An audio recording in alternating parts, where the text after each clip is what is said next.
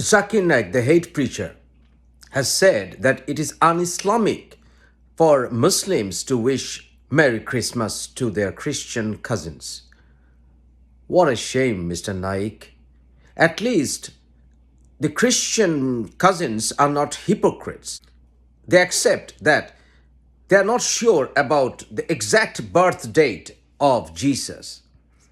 And at least 90% of the world Christians celebrate 25th of December as Jesus' birthday. Shouldn't you celebrate your prophet's birthday at least? Or is it haram? Oh, you think you will go to heaven because Muslims are Muslims because they follow Muhammad? And Christians and Jews are not Muslims in that sense because they don't accept Muhammad? What about chapter 2, verse 62 of the Quran? Do they have to accept Muhammad as their prophet to confirm the heaven for them? Not at all. Rather, prophets will come and prophets will go. They will be born, they will die. Chapter 3, verse 144. Can you name even 10% of the prophets in history? Even as per Quran, because where only a handful of prophets' names were mentioned. Rather, Muslims of today don't even know the exact birth date of Muhammad. The 12th Rabiul Awal is according to Ibn Ishaq, the very Ibn Ishaq who was called a liar by the greatest of Imams, including Imam Shafi. And he was sponsored by Caliph al-Mansur, who had tortured many of the greatest jurists. Many of the scholars don't even agree with this 12th Rabiul Awal date. At least all the manuscripts of the Bible predates the manuscripts of the Quran by hundreds of years. So you're not very happy about wishing Merry Christmas. What about wishing Happy Eid, which is not even in the Quran? Are you sure whether to wish Eid Milad al-Nabi or Sirat al-Nabi? The feud which will never end amongst Muslims regarding the birthday of Muhammad. Where was he born? In Mecca? It is not even mentioned in the Quran.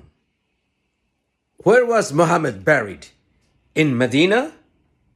Even that is not mentioned in the first 300 years of Islamic recorded history. Not even in one. Even Ishaq doesn't say Muhammad was buried in Medina. What about Medina? Is the name of a city?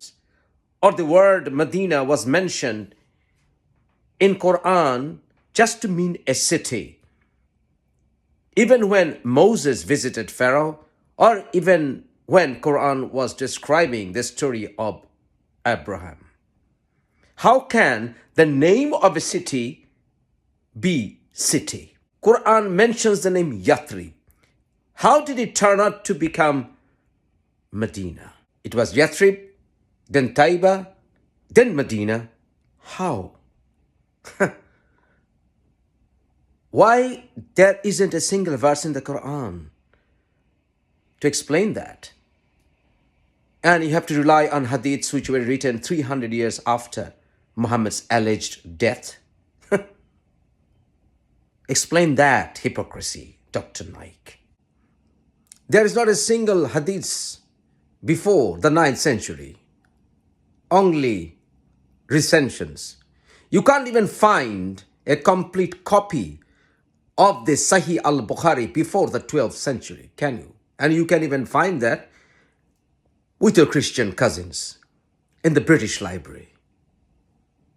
Shame on you, Dr. Naik. Shame on you.